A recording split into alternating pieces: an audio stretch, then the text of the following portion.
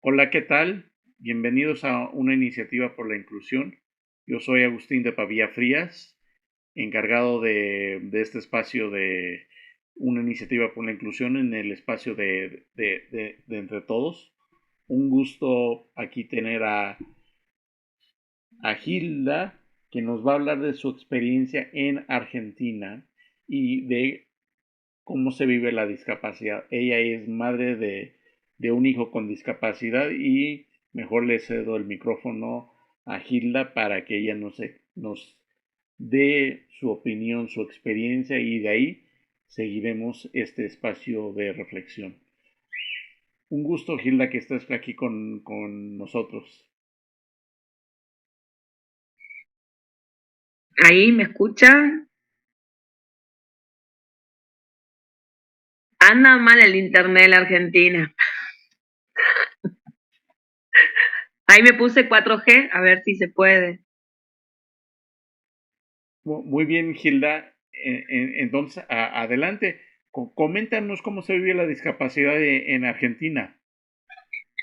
Bueno, gracias por el espacio, Agustín. Y bueno, la discapacidad en Argentina hoy está bastante complicada. Hablábamos antes que tenemos nombres, sí, conceptos o palabras que son comunes a todos, como discriminación, como desigualdad, como inclusión, integración. Y estas cosas es lo que hoy las personas con discapacidad y las familias están pasando, una desigualdad de oportunidades, no hay una inclusión y no se ve un país justo e inclusivo para todos, sino que muchas familias hoy tenemos que estar saliendo y pidiendo por los derechos de nuestros hijos, tanto para una educación y una inclusión educativa como para hasta para que le cumplan los tratamientos o los medicamentos o la silla de rueda o lo que necesite. Entonces hay una desigualdad y la verdad que es caótica y eso nos lleva a que hoy muchos padres estemos saliendo a nivel nacional y exigiendo los derechos de nuestros hijos. Muy bien, y, y en Argentina, ¿cómo es el movimiento de exigencia de derechos? ¿Es activa? ¿Hay muchas personas con discapacidad en el movimiento? ¿Hay una vinculación entre padres, personas con discapacidad, con hijos? ¿O cómo se vive esa exigencia?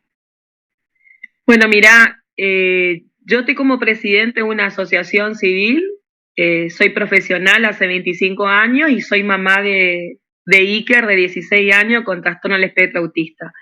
En la época, en pandemia, empecé esto de movilizar y ahí así se forma la asociación y luego hemos formado algo que se llama colectivo de discapacidad y donde estamos personas con discapacidad, familias y prestadores, o sea, los que brindamos el servicio a las personas con discapacidad. Y la verdad que es bastante activo y donde nos lleva a movilizarnos, salir a la calle, mover las redes, hacer videos, no hacer notas, y donde tratamos de concientizar y visibilizar la problemática. Esto nos lleva a que fines de agosto estamos planificando y donde vamos a llevar a cabo una jornada nacional y una carpa blanca por los derechos de las personas con discapacidad en Casa Rosada, en Buenos Aires, porque queremos que el Estado nos mire y queremos dejar de ser un colectivo invisible para todos, ¿no? Y principalmente para el Estado.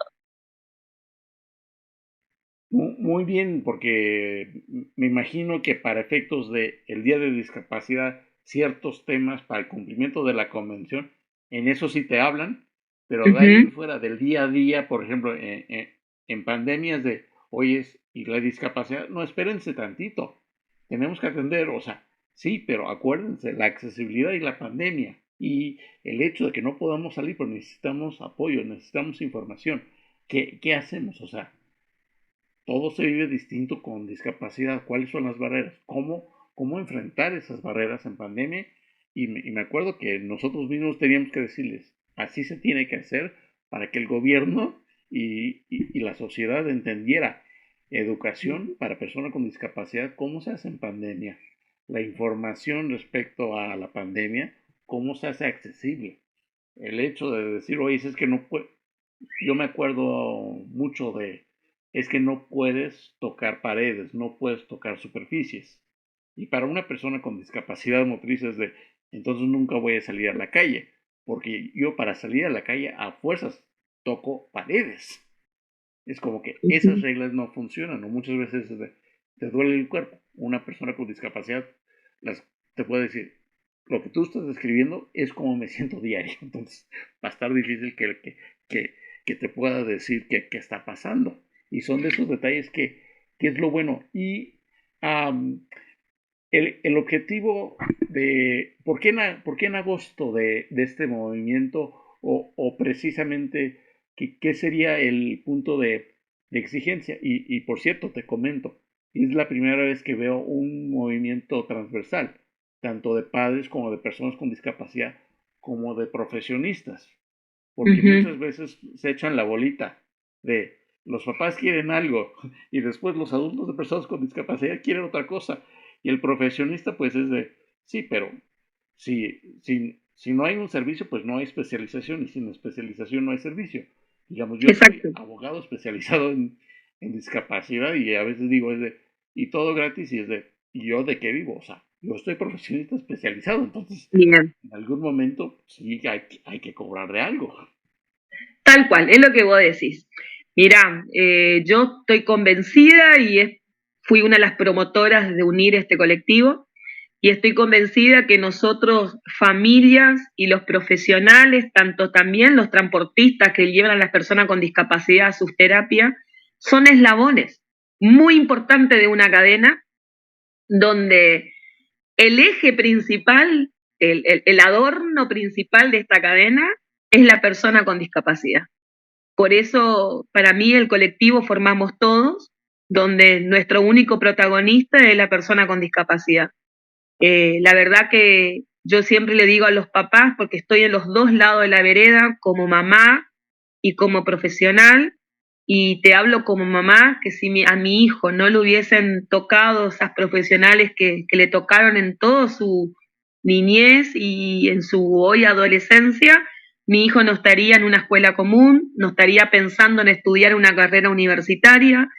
Entonces, yo creo que es muy importante el acompañamiento de los profesionales, es muy importante que familia y profesionales trabajen de manera conjunta. No podemos trabajar de manera aislada, nunca. Yo entendí de esa manera y siendo profesional lo promulgo encima porque trabajo con la familia y veo avances en mis pacientes, en mis niños, en mis jóvenes, en mis adultos. La verdad que me parece que es importante que peleemos codo a codo por los derechos de ellos. Y más cuando no tienen voz, y cuando tienen voz, siempre uno como mamá se queda ahí, ¿no? En alerta y acompaña. Pero la verdad que acá es la primera vez que se ha unido y que es algo que cuesta muchísimo, pero lo estamos logrando con mucho trabajo, con mucha fuerza y estamos cada vez más juntos porque cómo yo no puedo tener empatía hacia una familia que cobra una pensión no contributiva con 23.000 pesos de lo que es el valor de la Argentina, y vos sabés que va a tener una inflación que lo van a dar a conocer el 11 de agosto del 7,3%. Esa persona con discapacidad que cobra esa pensión no contributiva que le da el Estado no te alcanza para nada. ¿Cómo yo no voy a tener empatía sobre eso? ¿Cómo yo profesional no voy a pelear por los derechos de esa persona? Entonces nosotros también tenemos que enseñar a los papás cuáles son sus derechos. Vos nombrabas hoy la convención, la Argentina está adherida a la Convención Internacional sobre los Derechos de las Personas con Discapacidad y hoy sus leyes están totalmente siendo avasalladas y tener un Estado que no te mira y sigue avasallando. No sé, me parece que eso fue lo que nos unió. Muy bien. Y por cierto, están teniendo reuniones en la Casa Rosada. Digamos, Sí, sí, sí. es una protesta comunicativa, colectiva, donde el Estado está reconociendo y sabe que se está haciendo con cierto objetivo. Porque Sí, a veces, a veces lo que pasa es de hay una está marcha y no mirando. pasa nada. Claro, el Estado está mirando y nos llama. Ahí me escuchan, perdón. el Estado nos llama a las reuniones porque es tantas las presiones que estamos haciendo ante los medios y ante las movilizaciones que venimos haciendo movilizaciones con bastante multitud, así, con mucha gente, con mucha multitud en todo el país. O sea, no es una cosa que es solamente una provincia, es todo el territorio argentino que le está diciendo discapacidad tiene que cambiar. Y entonces no te queda otra que recibirnos en casa de gobierno. No les gusta, te digo, Agustín, no les gusta recibirnos porque para ellos está re bien. Yo la verdad que sin desmerecer ni nada, yo creo que la inclusión de un país no va con la letra E, que habrán escuchado ustedes ahí en México, o la letra X, sin desmerecer a nadie que esté con ese lenguaje. Me parece que la inclusión va mucho más allá de una letra E, sino que va a una inclusión verdadera. Hablemos todos con lengua de señas para que esas personas sordas y pacúsicas se puedan integrar. ¿Qué pasa con los ruidos fuertes o estas cosas para las personas con el espectro autista, que me ha pasado con mi hijo en los supermercados, o las luces brillantes, o esta falta de empatía? Hay rampas por todos lados, pero nadie hace nada cuando a un auto te estaciona en una rampa. ¿Dónde están el Estado ahí? Entonces me parece que desde ahí tenemos que mirar y decir, bueno, este es un país inclusivo y no va solamente con la letra E o la X. La verdad que, por eso digo, como mamá me toca ver y me duele porque a mí me atraviesa muchísimo la discapacidad, no solamente como mamá, también soy tía de un sobrino con el espectro autista, tuve una hermana con síndrome de Down, y la verdad que son cosas que a uno le impulsan siempre a estar defendiendo los derechos, ¿no? Y hoy más que nunca, cuando se tiene que dar los derechos de manera natural. No tenemos que estar ni exigiendo ni nada. Se tienen que dar de manera natural y exigirlo a todos. Digamos, los ejemplos que Claro. estabas poniendo son ejemplos prácticos de la sociedad. No son ejemplos de políticas de gobierno, de que ¿qué requieres? Más dinero. No, requiere un cambio sustantivo y requiero que la sociedad entienda. Por ejemplo, yo soy profesor de Derecho. Muchas veces digo, ¿a quién le puedo enseñar mejor? ¿A un grupo de profesionistas, que es la inclusión, o a un grupo de personas con discapacidad? ¿Quién va a utilizar mejor ese conocimiento? Los profesionistas. Exacto. Vos sabés que yo tengo una Aymara, es una alumna mía de los 6 7 años, hoy tiene 24 Aymara, y está estudiando una carrera terciaria para maestra especial. Rinde igual que cualquiera, sin adaptaciones curriculares ni nada. Y yo me pregunto, y ellos siempre me acompañan en esta lucha, ellos saben, cada vez que viajo, yo estoy a 1200 kilómetros de Buenos Aires, y ellos saben cuando viajo a Buenos Aires. Y ella, Aymara, hay una cosa que siempre lo dice, ¿no? Que la gente entendió que ella no era que era distinta ni diferente, sino que tenía una manera de captar las cosas que le enseñaban y una manera distinta de aprender, pero como se planta ella es una barbaridad. Y yo me pongo a pensar, ¿no? Porque acá en la Argentina está el cupo laboral del 4%, y cuando ella se reciba, ¿por qué no le van a dar el trabajo? Porque tiene un certificado único de discapacidad, acá en la Argentina tiene eso, el CUT, y no le van a dar el trabajo por ser una persona con una condición.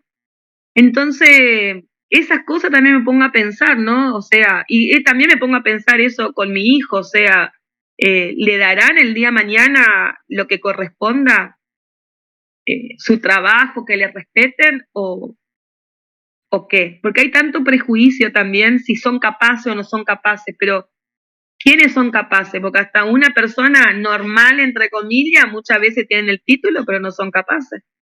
Entonces, viste que todas estas cosas nos ponemos a pensar, y creo que hay que cambiar el paradigma, hay que cambiar muchas cosas y concientizar a la gente de que la discapacidad es una condición, pero no te limita, ni te dice quién sos, ni te dice si sos capaz o no.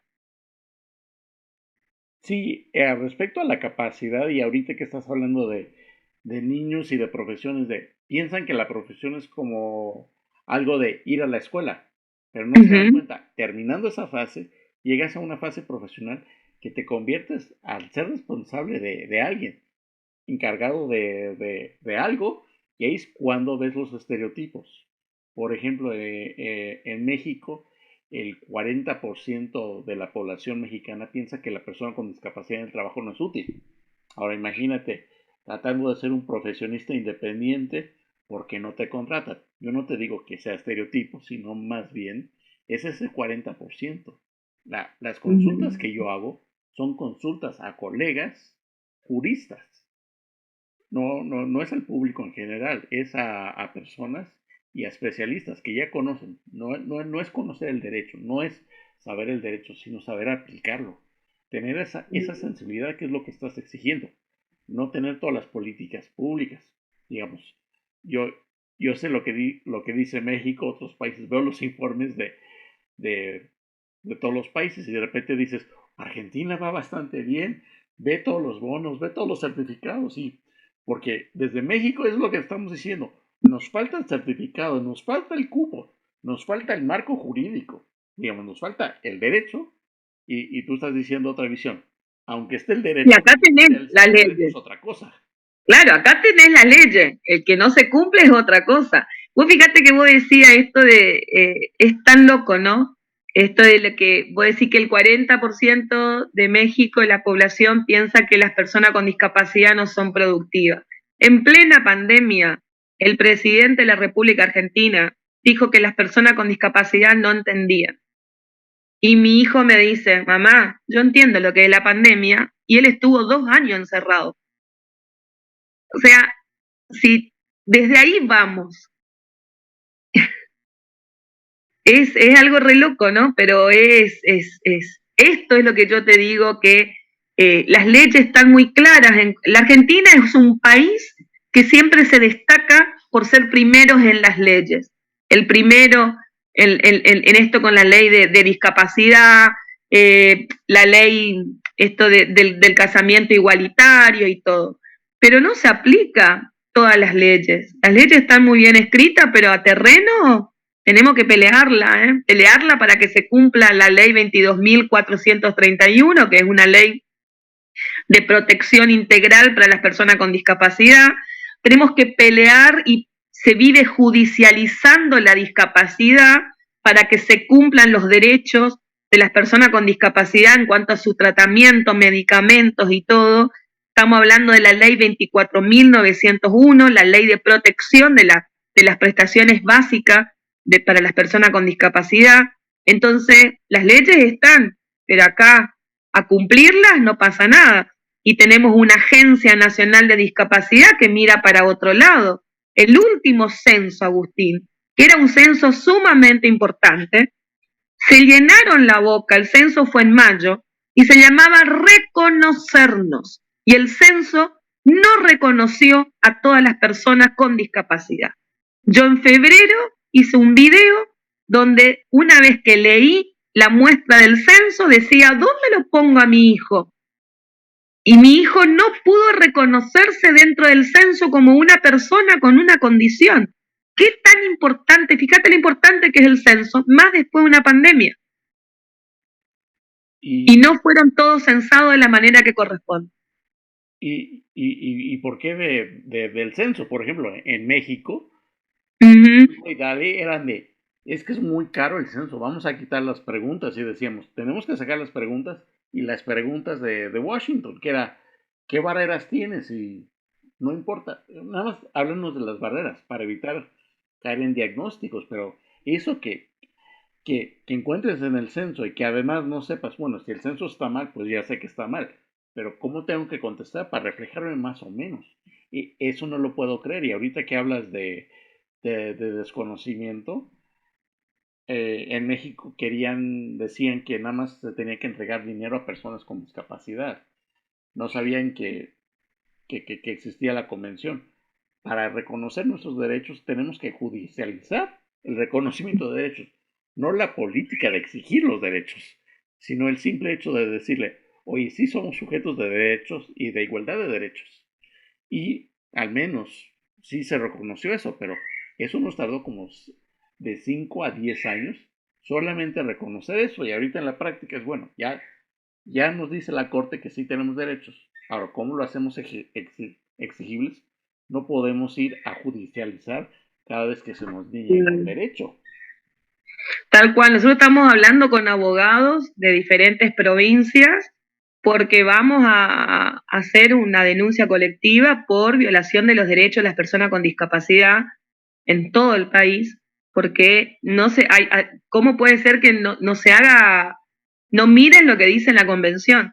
Y la verdad, yo creo que a ningún papá le gusta exponer a su hijo y que se mire por todas las redes y estar exigiendo que se cumplan los derechos. Yo creo que a nadie nos gusta y estamos cansados de eso. Entonces estamos hablando con abogados y vamos encaminándonos para esta denuncia colectiva hacia la Haya o hacia la ONU, porque tiene que quedar un precedente. Ya no tenemos que salir después el día de mañana, no, que piensen 2 veces antes de vulnerar los derechos de las personas con discapacidad. Sí, pero la ventaja que me estás comentando es que al menos abogados en Argentina conocen ese derecho y te están diciendo, ¿sabes qué? La acción individual no está sirviendo. Una acción colectiva, para que al menos se judicialice bien la acción colectiva y que la reparación sea a nivel internacional. Porque, si mal no recuerdo, en Argentina la historia es el reconocimiento de los derechos humanos de nivel internacional con presión internacional, y no es lo mismo que te digan a nivel local esto a que te lo diga otro organismo que te dice, ¿te acuerdas de tu historia? Oye, ¿te acuerdas? Está al mismo nivel de lo que pasó en tu historia, entonces haznos caso. Y creo que con esa convicción que tiene Argentina de respetar derechos humanos por su historia, eso sí podía dar un resultado para decir un cambio. No es asistencial, ojo, es el mismo sufrimiento que muchos argentinos vivieron en la Claro. historia. Entonces, lo triste de esto, ¿sabes qué, Agustín? Claro, lo triste de todo esto es que somos nosotros los que estamos iniciando y yo no he visto a nadie de los que promulgan los derechos humanos venir a decirnos qué necesitan ustedes. Esa es lo único triste, ¿no? Que nos unimos, como te decía, este colectivo está formado por asociaciones y somos las asociaciones lo que estamos hablando con abogados. Está también Derechos Humanos de una provincia que va a colaborar, pero en Buenos Aires, en capital, la capital de la República Argentina, las veces que yo he estado en Casa Rosada manifestando, no se ha acercado nadie a decirnos qué necesitan de derechos humanos. Y habían personas con discapacidad acompañándonos, y eso es lo que por ahí también duele, porque la verdad que empañan tanto por ahí los tintes políticos, que acá lo que tienen que ver que discapacidad no tiene un color político, porque te decía hoy que es transversal y le toca el color que sea, el color político que sea, el estatus que sea, y por eso la sociedad nos tiene que mirar y tiene que mostrar un poco de empatía hacia nosotros. Es lo que les pedimos, por eso hacemos estas acciones y vamos a hacer esta carpa blanca de discapacidad y esta jornada nacional de discapacidad a fines de agosto. no, y además la carpa blanca y el hecho de derechos, por lo que me acabas de decir es peculiar.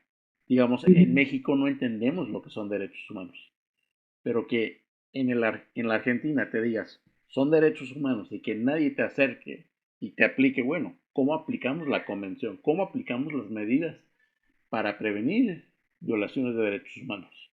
Yo sé que en Argentina, al menos el gobierno, sí sabe tratar de hacer esas acciones, pero que aún le digas, tengo un derecho internacional, existen derechos humanos, quiero que apliques algo similar y que se nieguen a verlo con esa visión, sí verdaderamente es preocupante. Y no es por falta de cultura, porque sí conozco argentinos, Claro. conozco que tienen estudios de estructura. Y es como dices, una falta de sensibilización, de que vean y que entiendan una situación de condición humana y de dignidad y de sufrimiento. Aparte es una deuda histórica que tienen todos los gobiernos con discapacidad. El gobierno, este gobierno que está hoy es un gobierno que hizo mucho ajuste en el área de discapacidad. En el gobierno que también estuvo Macri también se hicieron ajustes. todos los gobiernos, acá no es un contra un gobierno ni nada. Nosotros vamos a salir con la bandera en alta, la bandera de discapacidad en alto, cuando se viole los derechos de todos ellos, esté el gobierno que sea. Eh, Ellos piensan que estamos en contra de alguien, no, nosotros lo que queremos es que se respeten, ¿no? Y la gente, las personas con discapacidad, no tienen con qué comer. Es triste, no tienen con qué comer. Imagínense cómo una persona puede vivir con una pensión de 8.000 pesos cuando tenés un kilo de carne que te sale 1.300. No se puede. Entonces, tienen que mirar un poquito lo que sucede. Un padre tiene que poner 6.000 pesos más para que la obra social incorpore a su hijo con discapacidad, cuando hay un derecho. Estas cosas no podemos permitir. Tenemos que decir basta, basta. Un profesional acá cobra con 8 meses de atraso, Agustín. 8 meses de atraso. Eso peligra los tratamientos, porque atrás de cada profesional hay una familia. Hoy los prestadores no podemos llevar el sostén a nuestras casas. Entonces, si no nos unimos, nos hundimos todos si no nos unimos. Esto hay que pararlo, porque esto no es un problema de unos pocos, esto es un problema de todo un país que le estamos diciendo basta. Ojalá nos miren y ojalá tengan una solución pronto. Y además no entienden que pueden decir es que hay programas y son generales y se aplica a todos. Sí, se aplica a todos, pero la discapacidad implica mayores barreras, implica mayores esfuerzos, implica más cosas. Por eso a nivel internacional existe un tratado internacional. Por más que le apliques las mismas acciones, no vas a obtener resultados. Por eso dicen, hay que hacer esos ajustes, hay que eliminar las barreras para que sí efectivamente logre eso. Y el objetivo no es de ponerle más dinero, sino que la sociedad entienda y que todos podamos eliminar desde nuestro punto de vista la barrera. Claro. Sí, el ejemplo es de, necesitas un experto, necesitas tal. Si la sociedad fuera más sensible, la necesidad de tener un experto, de un papá que te acompañe a salir a la calle, no fuera necesario. ¿Por qué? Porque la sociedad no entendería, tienes discapacidad, ok, nada más dime cómo te apoyo y con gusto te apoyo. Y ya no Exacto. necesitas que un padre, un familiar, un experto esté ahí apoyando. Solamente en los casos Aparte, donde lo necesitas. aparte, Agustín, la familia tiene que estar cuidando a su hijo, teniendo, no sé, saliendo, haciendo vida de familia, no saliendo a las calles con sus hijos. Yo tendría que estar trabajando, no viajando 4 o 5 veces a Buenos Aires. Tendría que estar haciendo lo que estudié y lo que me dedico. No, la verdad que es esto que vos decís, es una falta. Yo siempre digo que no hay peor discapacidad que el que no quiere ver y no quiere oír. Son ellos las personas con discapacidad, no nosotros que estamos de este lado ni nuestros hijos, son ellos en realidad. Hoy te decía afuera de la grabación que la discapacidad ya es difícil, pero más difícil son las barreras que nos ponen las instituciones, las burocracias y todo.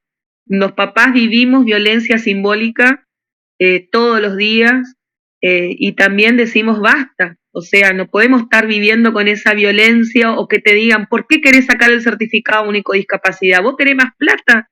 ¿Quién padre quiere tener un hijo con discapacidad? O sea, estas cosas no podemos permitir más. Por eso estamos hoy uniéndonos, hoy estamos cada vez más juntos, familias, personas con discapacidad y prestadores, y vamos a darle lucha. Yo no te digo que se va a ganar, pero que le vamos a dar batalla, le vamos a dar batalla. Y hablando de lucha, de esa unión, y el uso del lenguaje como habíamos empezado en un inicio, estás utilizando el concepto de violencia simbólica, estás utilizando muchos conceptos de derechos humanos. Este conocimiento es común a todas las personas que están en tu grupo o al menos se logra comunicar, porque por ejemplo aquí en México hace un mes aproximadamente tuvimos un caso una situación de violencia contra la mujer donde ocurrió un homicidio y era Ujú. un simple homicidio. Y era, oye, pero la- los papás viven violencia por discapacidad y realmente hay indicios que fue un conflicto de discapacidad que generó la violencia que pudiera generar eso, pero nada más es un feminicidio según nosotros. Pero ¿qué me Claro. digas? No vivimos violencia simbólica, sino en México lo que dicen es de lo que le pasó a ella nos pasa a todos nosotras. Y tú dijiste, aquí todos vivimos violencia simbólica por motivos de Sí. discapacidad. Es Pero algo que nadie nos quiere une, compartir eso, no sé por qué. claro. ¿No? Es algo que nos une a todos, la violencia simbólica. Vos le escuchás a todos los padres, desde La Rioja, de Puerto Madryn, de Catamarca, de Corrientes, de Salta, de Jujuy, de Tucumán, todos te dicen lo mismo. Hay violencia institucional, hay violencia simbólica con las obras sociales, eh, y la verdad que eso nosotros lo llevamos a Casa Rosada, lo toman y también lo llevamos al director ejecutivo de la Agencia Nacional de Discapacidad, le dijimos que esta violencia ocurre, es más, uno ve los videos y el hecho que los papás hayan judicializado los casos de su hijo y habiendo amparo judicial no le dan lo que piden, eso es una violencia. Estar vulnerando los derechos es una violencia.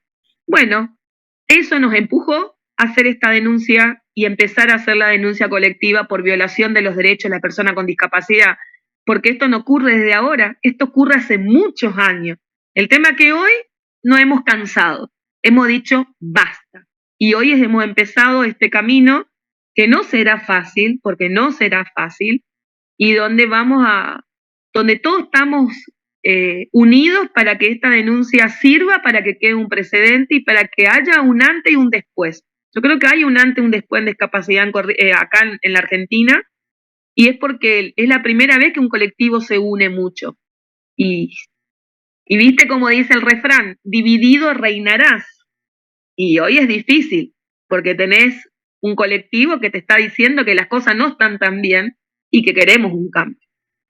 No, y lo interesante es que es una exigencia colectiva. Estás diciendo, Sí. es una red, es una marcha, tenemos una acción concreta. Por ejemplo, en México ya tenemos el primer precedente de un caso ante el Comité de Personas con Discapacidad y no se ha cumplido como en 2 años. O sea, varias cosas de aspectos técnicos legales podemos lograrlos. Eso somos muy buenos, igual como en Argentina, como para el efecto del papel. También nosotros formalmente tenemos una sentencia y una sentencia condenatoria, observaciones, y Ujú. el gobierno es un mago para no cumplir. Pero lo interesante es que tu movimiento viene desde una exigencia social. O sea, el no cumplir una sentencia internacional va a ser por la presión pública. O sea, no, ya con una sentencia internacional que seguramente podría llegar, no es una situación de un partido, es una situación que van a condenar a la sociedad de Argentina a través de su representante del Estado, como para que Sí, digan, tal cual. todos tienen que cumplir. Y no es algo político, por los procesos y por la naturaleza de cómo se hace, porque un caso internacional es su naturaleza. Se hace de tal manera que digan, no es político, es algo social, es algo de su Estado y tienen que cumplir todos. Y al menos como tienes esa sensibilidad y estás tratando de promover que sea algo social, al menos si vas a tener a alguien que esté en la base diciendo, y la sentencia y nuestros derechos, sí existe una violación, ¿dónde está la reparación? Claro. Sí, sí, sí, por eso digo, dimos el primer paso, que el sábado este que pasó este fin de semana, tuvimos la primera reunión con los abogados, ya es un gran paso, y bueno, esta semana nos volvemos a reunir de vuelta y así, pero estamos encaminados y vamos con una meta muy segura que es esto, ¿no?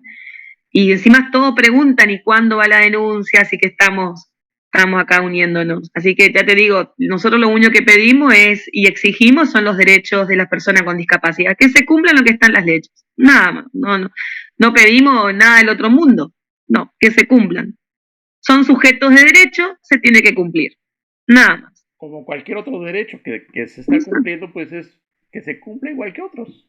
Exacto, eso, que se cumplan. Mira, la otra vuelta, acá hay un caso muy conocido en la Argentina de un senador, Bullrich, que se le detectó ELA. Y yo tuve la oportunidad de conocer un caso en mi provincia de un señor que también tuvo ELA y falleció. Y estuvo, hicimos la compañía las últimas semanas a la familia para poder conseguirle lo que necesitaba. Fíjate vos la desigualdad social, económica, lo que lleva, ¿no? Porque el senador, a pesar de las dificultades que tiene, puede estar contenido, puede estar cuidado, puede tener un sistema alternativo de comunicación. Y yo le conocía a este, a Vicente, que le faltaba toda esa parte, ¿no? Pero también estaba rodeado de la familia y todo, pero la familia tenía que estar peleándola, haciendo carta, golpeando por todos lados para que le reconozcan su derecho. Bueno, lamentablemente se tuvo, falleció Vicente, pero ¿cuántos más habrá de esos casos que no nos enteramos? Habrán un montón que pelean y pelean. Hay un caso acá que yo siempre hablo de su caso, del hijo de Eli, que se llama Bruno, que tiene una obra social provincial de la provincia de Buenos Aires, IOMA, y que Bruno convulsiona entre 30 a 40 veces por día, porque tiene epilepsia refractaria. Eso le llevó a que retroceda en su desarrollo, a que tengan que operarle de vuelta, y la mamá, con amparo judicial, tiene que estar peleando para que le reconozcan los medicamentos y todo. Y Bruno tiene 7 años. O sea, no les interesa nada. La salud no es un juego. Estamos hablando de la salud de unas personas. A vos no te da lo que corresponde, eso es abandono de persona. Eso es violento. Y ahí nos van a tener a nosotros para defender estas cosas. Por eso nos unimos. Por eso estamos ahí al pie del cañón y vamos a darle batalla a esta lucha, que no es fácil, ¿eh? Porque es remar un océano de dulce de leche, Agustín, no sabes lo que es. Es como que vamos en contra de, pero más pesado, no sé qué cosa puede ser más pesado que el dulce de leche cuando das vuelta a la cuchara, pero esto es como que, no, pero no le vamos a dar batalla porque buscan cansarnos, pero no nos vamos a cansar nunca porque queremos un país mejor para nuestros hijos. Queremos un país mejor para aquella persona con discapacidad que tiene todo el derecho de tener una vida plena, de trabajar. Acá se va a reformar la ley 22.431 y tuve la oportunidad de hablar con una persona con discapacidad que es profesional y me contaba que tiene que juntar los vecinos plata para pagar el alquiler de su departamento. Esas cosas no puede haber, no puede existir. No, no, no, no, no. O sea. No, no, y ahorita que estás hablando de plata y de amparos judiciales y sentencias judiciales de amparo, no, no es una situación de plata, porque yo he visto y a veces son personas que tú puedes decir son del 5% económico, de alto poder económico y político, y cuando van a la escuela no, no les funciona, están pagando y están pagando. Y por más que paguen, no está funcionando. Y otro detalle, si fuera una situación de plata y de desarrollo regional económico, sería una convención interamericana. Más bien se dieron cuenta que en Europa, en Estados Unidos, en todos los demás países, sigues teniendo el mismo problema. Aunque le metas todos los recursos y tengas la mejor política, no, no funciona. Por eso era de, tenemos que cambiar el modelo. Este modelo no está sirviendo. Es una situación de derechos, es una situación de la familia, la persona no puede y no es falta de recursos. Necesitamos eliminar las barreras de la sociedad y que la sociedad comparta. Es decir, la sociedad tiene que ver cómo lograr que todos trabajen, lograr que todos tengan salud. Si falta, pues necesitamos más profesionistas. O sea, cualquier profesionista, cualquier persona tiene que saber incluir. Y si no sabe incluir, pues está discriminando. O sea, es así de grave. La situación no es de, es que yo no sé qué hacer. Si tú no sabes qué hacer, no recibiste la educación, no tienes empatía. Por Ujú. ejemplo, en tu caso, en el caso de tu hijo, nosotros hemos logrado la inclusión sin el modelo social de la discapacidad. Entonces, si nosotros lo pudimos hacer, ¿por qué la sociedad no lo puede hacer en su conjunto? Es una chinga de poder estudiar y de luchar. Pero Exacto.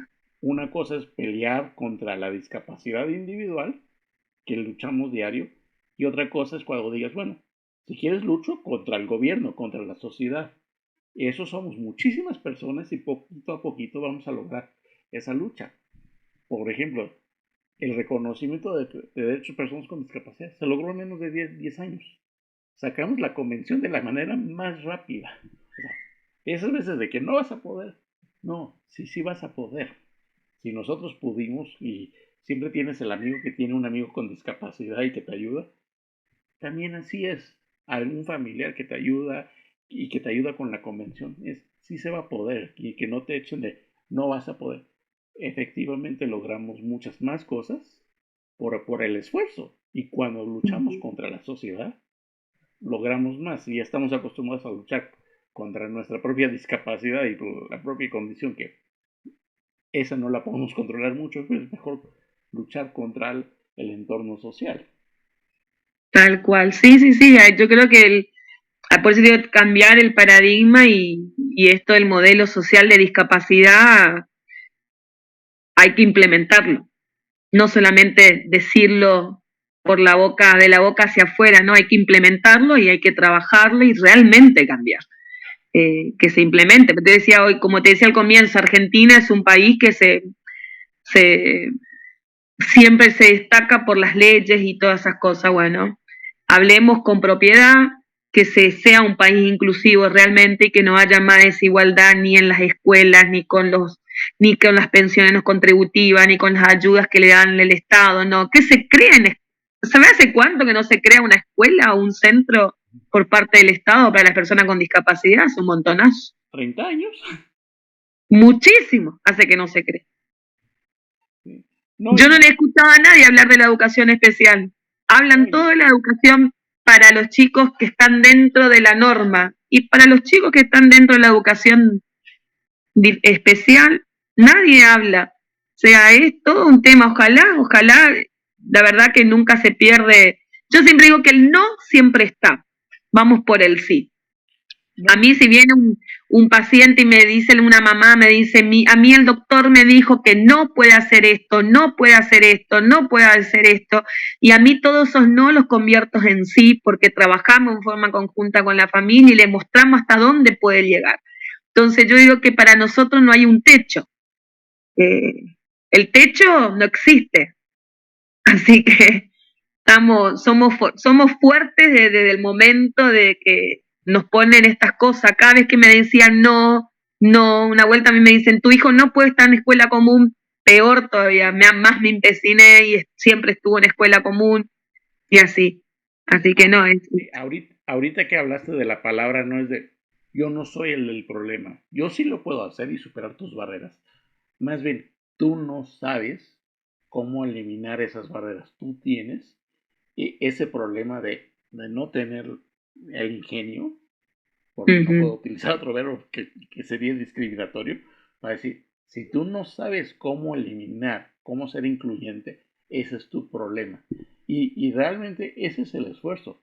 Desde las escuelas, desde la primaria, enseñar No, que puede ser incluyente. Y además, lo más peculiar es de um, hermanos con discapacidad, digamos. Todas las personas que me han ayudado en mi vida, normalmente resulta que tienen un hermano con discapacidad. Por uh-huh. eso me pudieron apoyar, porque lo aprendieron en la escuela. Y eso es lo interesante del cambio social. No es un cambio de política, es un cambio social que se aprende desde la escuela, desde el compromiso individual de soy profesionista, pues debo de saber ¿qué hace para la discapacidad? Sí. No, acá con el tema de las escuelas, la inclusión escolar es todo un tema. Hay una discriminación disfrazada a través del derecho de admisión. Cuando Iker tenía que hacer salita de 5, me dijo la escuela, el jardín infante, no tiene el perfil de la escuela. Y yo digo, ¿cuál es el perfil?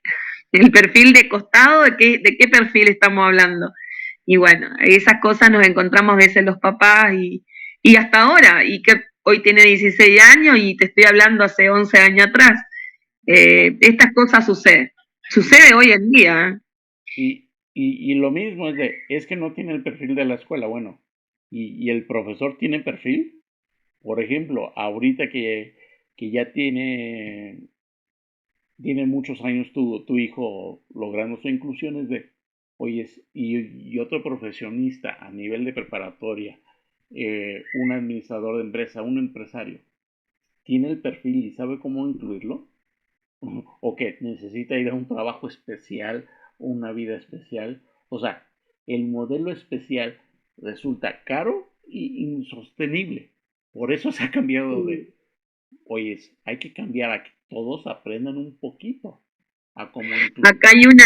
Acá en la Argentina hay una psicopedagoga, no me estoy acordando el nombre, que es una persona con una condición y tiene parálisis cerebral, y ella siempre entra en una charla y dice, especial son las pizzas, morrones, eh, o con verdura o lo que sea. Capacidad diferente y capacidades son los diferentes tamaños de los frascos, los baldes. Entonces ella dice condición. Y la verdad que es así, es una con tal cosa. Sí, a veces uno se ríe, ¿no? Por estas cosas, pero viste que hay tanta empleado, o sea, tan mal empleado los términos, las cosas, que te queda como que la convención parece como que no existe, porque estamos hablando de sujeto de derecho y seguimos hablando escuelas especiales, seguimos hablando capacidades diferentes. No, en algún momento me acuerdo que dicen diversidad funcional y dije, ¿y de dónde viene ese concepto? Viene de España y dije, ¿y por qué no usan discapacidad? No, es que ya utilizamos discapacidad y ese concepto no funcionó. Entonces, para hacer el cambio tuvimos que encontrarle otra palabra para decir que es distinto. O sea, por el cambio de palabra piensa que cambien el mundo. No, sí. No, es más bien, puedes usar la misma palabra, pero es el contexto. Muchas veces me he encontrado personas que lingüísticamente te hablan correctamente, pero en la realidad hacen lo mismo que otras personas. Y otras personas que no saben técnicamente qué hacer, cómo hacerlo, pero humanamente logran el objetivo de la inclusión. Aunque lingüísticamente, aunque hagan todo lo técnicamente incorrecto, pero el objetivo, la práctica y la emoción de saber quién te incluye y quién nada más está tratando de simular la inclusión, si te das cuenta, no es uso del lenguaje o cumplir como un baile de sí cumplimos, sino es como el baile. Una cosa es saber bailar y otra cosa es tener la emoción del baile, vivir el baile. Eso es como la inclusión de qué bueno que sabes bailar técnicamente, pero tienes que tener la emoción y a veces bailas sin saber lo técnico, pero de todas maneras disfrutas el baile. Sí, no, tal cual. Y también, ¿sabe qué pasa también por los profesionales? Yo me acuerdo cuando empecé a hacer toda esta peregrinación con Iker por el tema para hacer los estudios y todo, me acuerdo que al comienzo me decían que era sordo, después me dijeron que era hipacúsico, después me dijeron que necesitaba, posiblemente necesitaba implante coclear y yo cada vez abría más los ojos, le probaron los audífonos. Yo veía que mi hijo tenía algo conductual. Él hizo un mutismo selectivo, él habló a los 7 años como que si toda su vida hablara, y cuando llego a Buenos Aires me dice, ¿nunca te diste cuenta que tu hijo tiene TEA, trastorno del espectro autista? Y cuando le hago acá el certificado me seguían poniendo TGD, trastorno generalizado al desarrollo. Y le digo, ¿por qué no le ponen TEA? No, para que no sea tan tan impactante, más impactante ponerle sordo y pacúsico, pasé por todos los diagnósticos. Y me acuerdo que una colega me dice, ¿cómo no te vas a dar cuenta vos que sos profesional? Y yo le digo, pero soy mamá, o sea, no soy profesional de mi hijo, soy mamá. Y yo lloraba. Y esas cosas, viste, también hay una falta de empatía a la hora de decirte que tu hijo tiene algo. La verdad que a veces es muy difícil. Vivimos tantas cosas los papás que es muy difícil lo que tenemos que transitar, nadie nos contiene. Acá estamos pidiendo en la parte de autismo una ley nacional para autismo y que haya una detección precoz, porque lo que le pasó a Iker, esto de que fue primero sordo y pacúsico y después en Buenos Aires nos dicen que es TEA, que puede pasar a cualquier padre. Yo me imagino, y si yo le hacía el implante coclear a mi hijo, menos mal que nunca lo hice. No sé, Dios mío. Ahorita que hablaste de barreras del desarrollo, en algún momento yo buscaba información de mi discapacidad y no sé por qué de repente encontraba TEA y parálisis cerebral y síndrome de Down y dije, ¿pero qué tienen que ver esas tres cosas? O sea, y además decía, yo no tengo, o sea, sí reconozco las barreras y conozco a las personas, pero somos un mundo aparte. Y hasta que al punto que cuando empecé a ver lo que decían, los apoyos que requerían y cómo superar las barreras, me di cuenta, yo uso los mismos servicios que la otra persona. Claro que el traje a la medida, el servicio a la medida, pero acaba siendo el mismo servicio.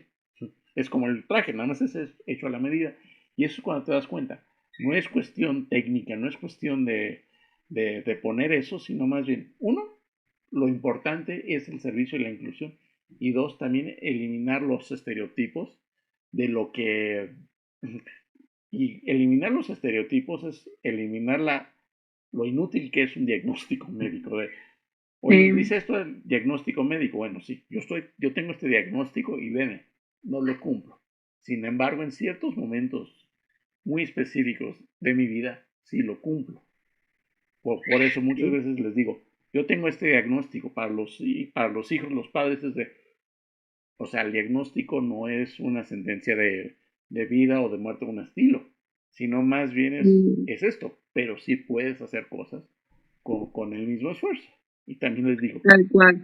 Hoy me tocó decirle, tal cual, hoy me tocó decirle a una mamá, yo soy directora de un centro, y decirle a una mamá de una niña de 1 año que su hija, vamos a tener que sacar el certificado único de discapacidad, pero más que nada hay un retraso en la adquisición del lenguaje, pero para que le pueda cubrir la obra social el tratamiento. Pero que esto no te limita, le decía la mamá.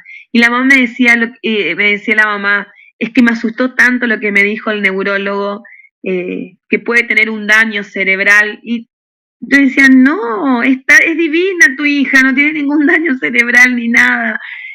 No, nuestro trabajo es preventivo, nosotros lo que tenemos que hacer es acompañar para que vaya en los mismos hitos del desarrollo que cualquier niño. Y vos sabés que en base a mi experiencia, trato siempre de inculcarle a los papás esto, ¿no? Que el diagnóstico no te etiqueta, no te debe decir como persona ni nada. A mí me tocó un neurólogo cuando Iker tenía 4 años que me dijo que posiblemente puede ser TEA, lo que él tenía, y que era por la mala relación que tenía él conmigo. Y yo decía, no, ¿dónde estoy yo? O sea, eso ya no existe más. ¿Y dónde? Mi hijo vivía todo el tiempo al lado mío, o sea, no había una relación ambivalente, me acuerdo que lo puso. Y yo decía, qué loco, ¿no? Eso era algo que se pensaba y en los libros y que después se comprobó que nada que ver. O sea, ¿no sabés? Hay personas que no son idóneas y se manda cada volaseada, Agustín, y que en vez de hacer un beneficio, creo que lo que hacen es perjudicar muchas veces y crean estos miedos a los papás que realmente no los tienen que tener, no deja de ser el hijo de uno, ni nada. No, y ahorita que hablas de los diagnósticos, yo me acuerdo de el diagnóstico, el mío era cualquier otro diagnóstico, cuando ya tenía como, ¿qué será? 5 años, 6 años, que cuando ya empiezas a moverte, y empezaron a ver mi tono muscular y se dieron cuenta de, oye, puede ser parálisis. Y de repente que el psicólogo, una vez viendo los documentos me encontré el diagnóstico de psicólogo como de 5 años y también lo tuve que hacer para un ingreso en una secundaria, en una preparatoria, educación superior, y era el mismo diagnóstico, tiene dificultad para esto, para esto, para esto. Pues qué bueno, o sea, lo médico no mejoró, no empeoró. Yo sé que es difícil y yo sé que me tengo que esforzar muchísimo para superar eso y hasta a veces lo evito. Evito escribir, evito redacción, utilizo el software de autorreconocimiento. Hay muchas maneras para, pero sí reconozco que lo que te diagnostican no cambia tu vida, no la vas a poder cambiar, pero sí vas a aprender a superar las barreras o a valorarlas. De verdad quiero esforzarme tanto nada más para escribir 3 palabritas o mejor no las escribo y te las digo. Sí. Decides cómo vivir tu vida para la inclusión. Y además, algo interesante, una vez que te ponen esa etiqueta, realmente te quitan los estereotipos sociales. Como la persona con discapacidad no tiene una función social, no hay ninguna expectativa tuya. Entonces cualquier cosa que logres ya es algo y tú puedes definir lo que es tu vida y tu logro, porque la sociedad no te dice nada. Cualquier cosa que hagas después de lo que logres es un logro porque tú lo hiciste. No, tal cual. Sí, ojalá que esto sirva para que muchos papás que nos estén escuchando vean que los hijos vuelan. Nosotros no somos quien para cortar las alas. Los hijos vuelan y bueno, pueden llegar muy lejos. Nosotros tenemos que acompañar. Por supuesto que vamos a tener miedo. Yo siempre también le digo a los papás, pero tu hijo, hay mamás que dicen, nunca va a tener novio. ¿Pero qué es? ¿Qué pasa? ¿Es asexuado tu hijo? ¿Qué? Los chicos, las personas con discapacidad se enamoran, se casan, tienen hijos, tienen familia, son productivas, piensan, tienen voz, levantan la mano, gritan, se enojan, viven y comen igual que nosotros. No tienen una cosa distinta. Así que ojalá que los papás que escuchen, que miren esto después, vean y les sirvan para romper estas cosas que por ahí nos ponen mal, porque es difícil para unos padres ver que tus hijos te están diciendo algo, pero no deja de ser tu hijo. Ya te digo, mi hijo, cuando nació, mi hijo es prematuro y ya de la panza estuvo peleando para estar adentro de la panza y después ahí afrontó muchísimas adversidades y él su perseverancia es el que me hace luchar todos los días y la verdad que aprendí un montón. Él, cuando una persona no le entendía, él le decía, pero ¿no te das cuenta que yo no hablo bien? Y como habla como extranjero, la R lo pronuncia como extranjero, entonces él te dice, bueno, tengo descendencia alemana por el apellido, entonces busca sus recursos y esas cosas, la verdad que yo digo, mi hijo es feliz y me tiene sabe cuáles son sus derechos y lo afronta, porque la gente también a veces es mala, la gente es la que tiene que aprender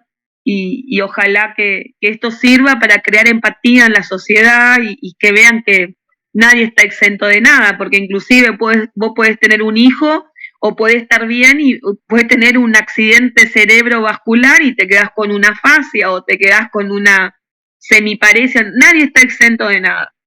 Y la verdad que yo más que también le digo a los papás que muchas veces lo toman como que un castigo divino, esas cosas, esto no es ni un castigo, yo creo que trabajar en la diversidad nos enriquece el alma, nos enseña a ser mejor persona y la verdad yo creo que no soy rica, porque no me sobra la plata ni nada, pero creo que soy rica por todos esos niños en estos 25 años, niños hoy ya adultos, que he visto y que han pasado por mis manos y que la verdad que algunos me dicen que soy su tercera mamá, que los he enseñado a leer, a escribir, y eso a mí me hace una persona rica, ¿no? Soy feliz en el alma. Y yo creo que yo soy muy católica, muy religiosa en ese sentido. No practico, pero sí en ese sentido tengo mucha fe y creo que siempre el de allá arriba me preparó para, para hacer esto, ¿no? Para tener esta misión con mi hijo y bueno, poder también desde lo profesional eh, ayudar a otras personas a tener una vida plena. Esa a mí la verdad que, ya te digo, me llena el alma de felicidad y esta lucha que también la llevo, que dejo a mi familia mucho, mi hijo me acompañó la última vez y él pudo ver, tengo dos hijos más grandes eh, y yo creo que le estoy enseñando esto, ¿no? Valores, convicciones y que el amor atraviesa todas las barreras y hace que la persona realmente sea una más, ¿no? Cuando hay amor en el medio. Así que bueno, ojalá que sirva y que puedan dejar sus mensajes cuando lo suban en las redes y todo. Sí. No, y también eso es lo importante de dar la voz a otras personas. Por Mm, ejemplo, yo aprendí, yo soy igual, lo que necesito es tener una visión más de qué se tiene que hacer, cómo se hace, yo hago los cambios. Y también soy más lento, necesito más tiempo, entonces mi vida puede decir, bueno, una persona a tal edad tiene tal logro, yo lo voy a tener 5 o 10 años después. Pero yo ya más o menos entiendo eso y también claro. entiendo que mi cuerpo se desgasta más, entonces uno toma decisiones, pero realmente puedes lograr todo y si no estás logrando algo en ese parámetro de, oye, ya tengo tantos años de edad, mi Ujú, plan de vida, mi forma de vida es que para tal edad debo tener tales logros. ¿Cuál fue el problema? ¿Es una barrera estructural? ¿O también es que a lo mejor no le eché las ganas? Porque también hay que poner sus límites. Y ahorita hablando de edades y de evoluciones, me acuerdo que en algún momento porque en algún momento las personas decían, sí sabemos que conoces lo tuyo, eres apasionado del derecho, pero no puedes educar, no puedes llevar clientes. Y poco a poco las personas que se acercaban eran padres de hijos con personas con discapacidad. El estereotipo de que tú no sirves para una persona con discapacidad es de, tú eres mi gallo, tú eres el que me va a defender, yo tengo confianza en ti. Y me acuerdo de un caso de una mamá que decía que no lo admitían a su hijo ni en la escuela ni en un lugar de natación y que iba a tal o tal lugar. Y me di ujú. cuenta y era, oye, pasó esto y pasó esto. Yo viví lo mismo.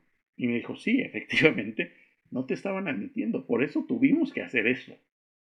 Y me di cuenta, oye, después de 40 años, una convención de por medio, que no logremos hacer algo y que además la solución sea la misma, no, no es posible. Y por eso ya dije, ¿sabes qué? Sí hay que tomar esta visión de promover derechos, defender derechos, así como se defiende, y decir, esto no está bien. A lo mejor no lo cambio, pero te digo que no está bien y que te puede ocurrir. Digamos, dejé de ser un abogado privado a ser verdaderamente un defensor, fui director de una organización. ¿Por qué? Porque la siguiente generación, es de, lo que me pasó a mí no le ocurra a alguien más. Puede ser otra cosa, le puede ocurrir, pero que al menos tenga herramientas, al menos que diga, es una violación, es una injusticia y no es de un estilo de vida y pues te tienes que aguantar. Ojalá, ojalá, porque la verdad que eso es lo que queremos, ¿no? Para la siguiente generación sepa qué hacer y un país mejor, tanto para Argentina como para México, para donde estén, porque son derechos y las personas con discapacidad son sujetos de derechos. Así que ojalá. Bueno, muchísimas gracias por compartir la experiencia y saber que son las mismas experiencias, diferentes gobiernos, pero realmente acaba siendo la misma experiencia de vida de manera distinta. Y con esto yo cerraría el espacio de una iniciativa para la inclusión y te daría la última palabra. Sí, y recordemos cómo se llama la organización y para sumarse a este movimiento que mencionas, cómo se podrían sumar más personas, tanto en Argentina como en otras partes del país, México, Ujú. a entender cómo esta dinámica que nunca la he visto, de que se unan los tres sectores dentro de la discapacidad, además de las discapacidades, de como los tres grupos antagónicos, para vivir de tu experiencia y compartir esta. Bueno, a mí me buscan como mi nombre, Gilda Marcela Kriskovich. Pueden buscar también a través de la asociación eh, aparece como Prestadores de Discapacidad Unidos. Estamos en Instagram, en YouTube, que lo pueden, buscan mi nombre y les va a saltar todas las luchas que venimos haciendo. Vos sabés que cuando armé este colectivo todo el mundo me decía que era una utopía, que era muy difícil unir todos. Y la verdad que nunca bajé los brazos en estos 2 años y cada vez somos más.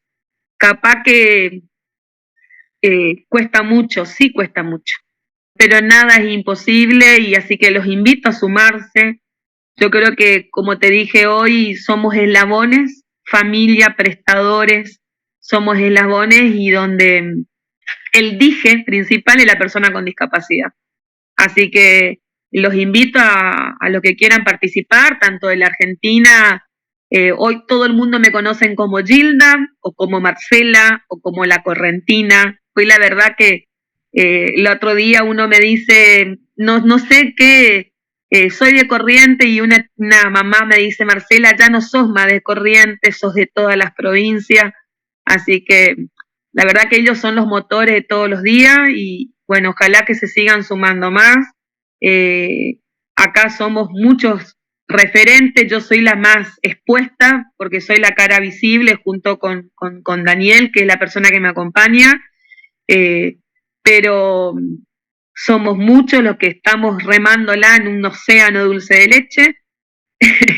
Y bueno, así que se sumen, nada es imposible, ojalá que esto sirva también para que otros países de Latinoamérica también lo hagan y vean que hoy queremos un cambio. Hay una convención internacional sobre los derechos de las personas con discapacidad, donde varias provincias firmaron esa convención y bueno, la única manera es que agarremos la batuta, lo que hemos tenido la voz apagada hace muchos años, y agarremos y cambiemos. Y para cambiar, yo siempre digo que atrás de una crisis siempre viene la calma y bueno, puede ser que esta sea una crisis y que sirva después para que vengan cosas buenas. Así que ojalá y bueno, yo digo, me buscan a través de las redes y con mi nombre o a través de la asociación y Prestadores de Discapacidad Unidos, o mi nombre es Gilda Marcela Criscovi y bueno, serán todos bienvenidos. Gracias por el espacio y la verdad que ojalá que esto sirva para muchos, ¿no? A los que nos escuchan. De verdad, gracias a ti por compartir tu experiencia y motivar a un movimiento de unión, de asociación. De verdad, mis respetos y muchas gracias por tus palabras. Y con eso ya estaríamos cerrando la, la, ses- la sesión de hoy. No quiero cerrarla, pero tenemos que cerrarla. Hasta la próxima emisión. Dale, gracias Agustín y un cariño, un abrazo grande para vos y para Memo y la gente que escucha.